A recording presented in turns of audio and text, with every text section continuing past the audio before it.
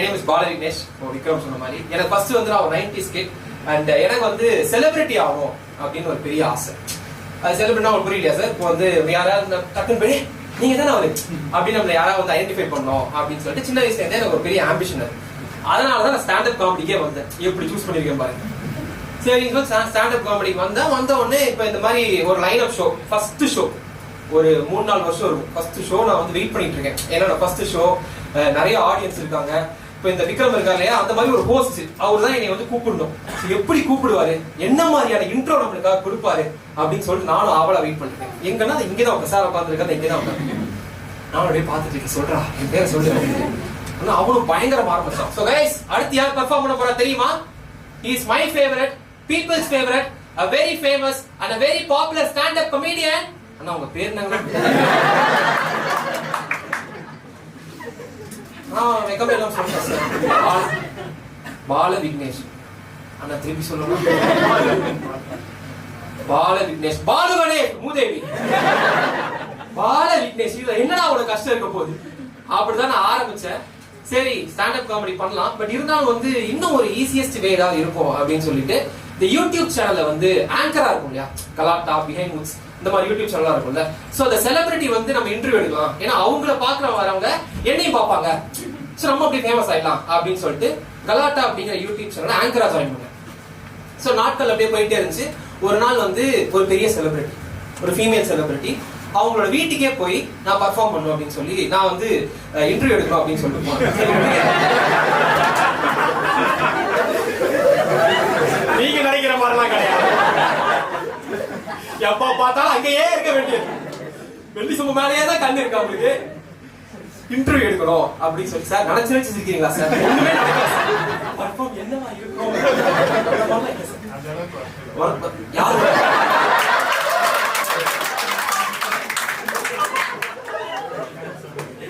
அவர் முடிச்சிட்டாரு. மேல சொல்லு, அடுத்து இந்த கிளாப் எல்லாம் உனக்கு சேராது, அடுத்து சொல்றாங்க வந்துட்டு அங்க பெர்ஃபார்மன்ஸ் யார் நீ. சோ வீட்டுக்கு நான் போறேன். கதவை திறந்தா ஒரு சின்ன ஒரு அவங்களோட பொண்ணு, ஒரு 4 year old கிட்டு அப்படியே என்னை பாக்குது. பார்த்து ஒரு சிரிப்பு.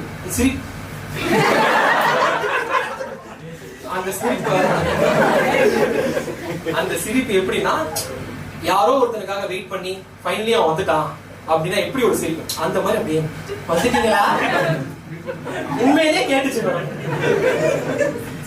நான் எனக்கு வந்து பயங்கர சந்தோஷம். ஓகே ஃபைனலி நம்மளோட ஒரு பொண்ணு வந்து நம்ம ஐடென்டிஃபை பண்ணிடுச்சு, சூப்பர்ரா, நீ தான் அடுத்த சிவகார்த்திகேயன், கிட்ஸ புடிச்சா அடுத்த துப்பாக்கியை புடிங்க சிவகார்த்திகேயன் நான் வந்து போயிட்டேன். சூப்பர் அப்படின்னு சொல்லிட்டு ஆமாமா வந்துட்டேமா, நான் வந்துட்டு உங்க அம்மா கிட்ட போய் சொல்லுமா.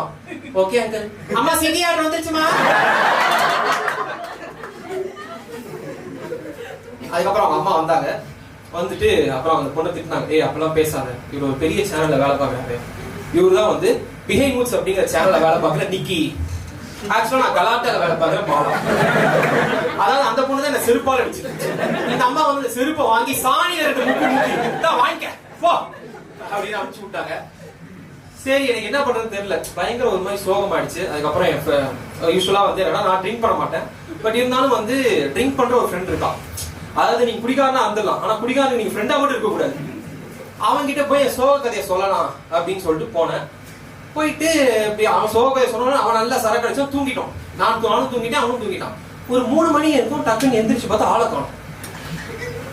டக்குன்னு எனக்கு கால் பண்றான். கால் பண்ணி டே நான் என்ன ஷாக் அடிச்சு எங்கடா போயிட்டு எங்கடா இருக்கு அப்படின்னா அவன் அங்கேருந்து அழுதுகிட்டே பேசுறான். மச்சா நான் வீட்டுக்கு வந்துட்டேன்டா, எனக்கு எங்க அப்பாவுக்கு பயங்கர சட்டடா, நான் எங்க அப்பாவை அசிங்கமா கேட்டேன்டா, அவரு நீங்க பிள்ளைய இல்ல நீங்க பிள்ளைய இல்லன்னு சொல்லிட்டாரா, நான் அந்த அசிங்கமா திட்டிட்டு வந்துட்டேன்டா அப்படின்ட்டான்.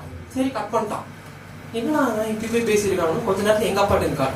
டேய் உன் ஃப்ரெண்டு ஏன் வீட்டுக்கு வந்து என்ன அசிங்கமா பேசிக்கா எங்க அப்பா கரெக்டா தான் சொல்லிருக்காரு, நீ என் பிள்ளையே இல்ல நீ என் பிள்ளையே இல்ல. அந்த நாய் அதை புரிஞ்சுக்காம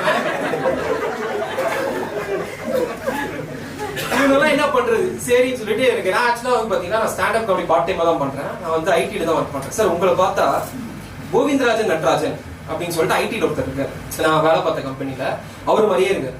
அவர் என்னன்னா நான் ஆக்சுவலா எங்க ஸ்டாண்டப் காமெடி பண்றதுக்கு முதல் ரீசனே வந்து அவர் தான்.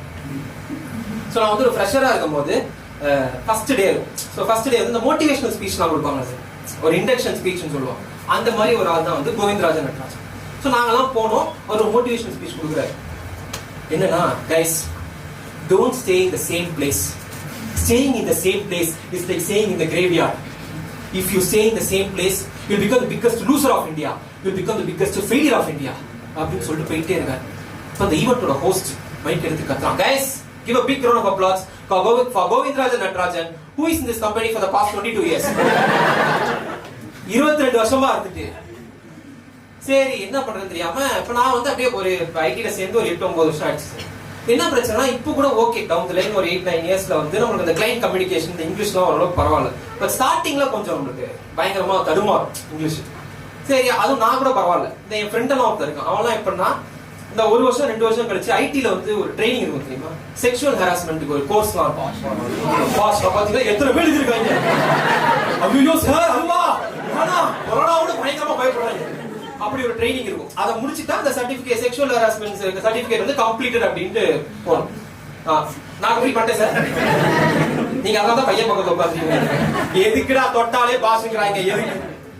அந்த மாதிரி என் ஃப்ரெண்டும் அதை கம்ப்ளீட் பண்ணிட்டான். அந்த ட்ரைனிங்கை கம்ப்ளீட் பண்ணிட்டு கடகடன் ஓடி போய் லேப்டாப்புக்கு வந்து அந்த ரெஸ்யூமேல அப்டேட் பண்ணுவாங்கல்ல, அதுல வந்து அப்டேட் பண்றோம். யூசுவலா ரெஸ்யூமேல சர்டிபிகேஷன்ஸ் கம்ப்ளீட்டட் அப்படின்னு அதை என்ன போடுவாங்க, successfully completed the certification of scrum master Java அப்படி போடுவாங்கல்ல. இந்த நாதாரி successfully completed the certification of sexual harassment. ஆனா அதோட நிப்பாட்டி இருக்கலாம். இல்ல இதுக்கப்புறம் இவர் இங்கிலீஷ் புலவர் காமிக்கிறாரு. And I have been awarded as the best sexual harassment company.